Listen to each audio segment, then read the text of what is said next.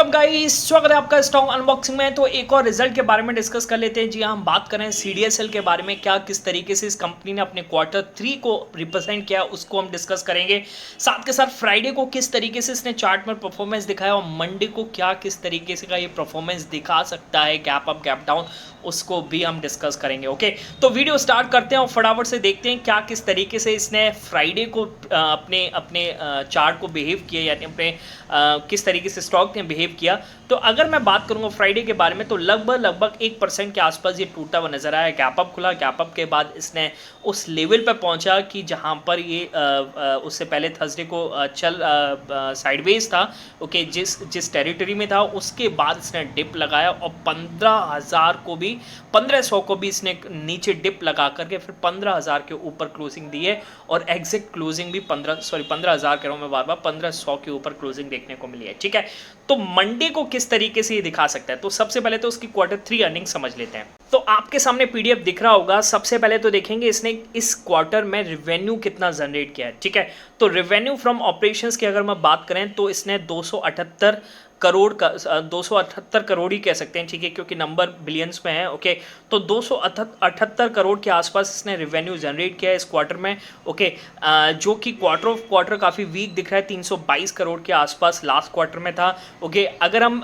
Year of year basis की बात करेंगे तो 214 करोड़ के कंपैरिजन में 278 करोड़ किसी हद तक बेटर नज़र आ रहा है। ठीक है, अच्छा अगर हम इसके एक्सपेंसेस की बात करेंगे, नीचे आ जाते हैं एक्सपेंसेस। अच्छा, अगर हम रेवेन्यू कितना इसका कम आया उसको भी हम डिस्कस कर लेते हैं। ठीक है, तो अगर हम यहाँ पर देखें क्वार्टर ऑफ क्वार्टर जो इसका रेवेन्यू आया है 322 के कंपैरिजन में 278 के आसपास जो रेवेन्यू देखने को मिला है, वो लगभग 14% के आसपास डाउन दिखेगा। ओके, और अगर हम ईयर ऑफ ईयर बेसिस पर देखेंगे तो ईयर ऑफ ईयर बेसिस पर आपको ग्रोथ देखने को मिल रही है और वो भी लगभग 30% के आसपास। ठीक है, ओके, चलिए नीचे आते हैं, एक्सपेंसेस को डिस्कस कर लेते हैं क्या किस तरीके से कंपनी ने इस क्वार्टर में एक्सपेंसेस दिए हैं। ओके, तो अगर 130 करोड़ के आसपास इसने एक्सपेंसेस को रिप्रेजेंट किया है, 13,045। ओके, और अगर क्वार्टर ऑफ क्वार्टर देखें तो 13,440 के कंपैरिजन में अपने एक्सपेंसेस को इसने घटाया है।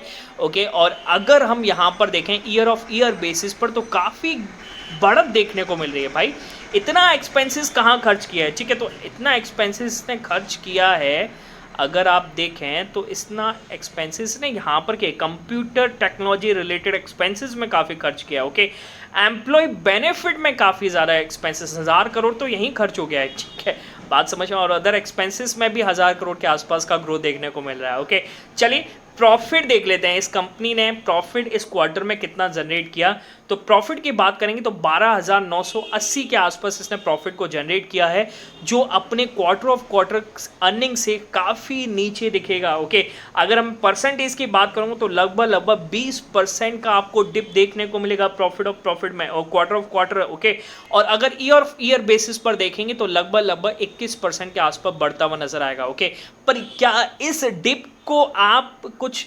मतलब आप समझ के चलिए कि इसको आप वैल्यू नहीं देंगे, ये तो काफ़ी बड़ा डिप है, 20% का डाउन प्रॉफिट दिख रहा है। ओके, शायद इसी वजह से इस स्टॉक ने इतनी पोजीशन दिखाई है, एफआईज लगातार इसको सेल भी कर रहे हैं। ओके, चलिए, तो कहीं ना कहीं काफ़ी वीक इसने अपना पैट को जनरेट किया है। ठीक है, नीचे आ जाते हैं और फटाफट से इसमें देख लेते हैं क्या किस तरीके से इसने ईपीएस इसका बन के निकल के आ रहा है अब। ओके, तो क्वार्टर ऑफ क्वार्टर से काफ़ी वीक हो गया है, 7.75 के कंपैरिजन में 6.23, तो ये वीक ही नज़र आ रहा है। ओके, अच्छा अगर इसके इबिटा की बात करें, इसके अलावा इबिटा इसका किस तरीके से इसने दिया है, ठीक है, उसको भी हम डिस्कस कर लेते हैं। तो इबिटा बात करेंगे तो इस क्वार्टर में 161 करोड़ के आसपास आया है। ओके, जो कि 19% का डिक्लाइन है लास्ट क्वार्टर से, और ईयर ऑफ ईयर से अगर हम देखें तो 23% का अब देखने को मिलेगा। ठीक है, वहीं मार्जिन्स की बात कर लेते हैं, मार्जिन्स किस तरीके से इसने अपना रिप्रेजेंट किया इस क्वार्टर में।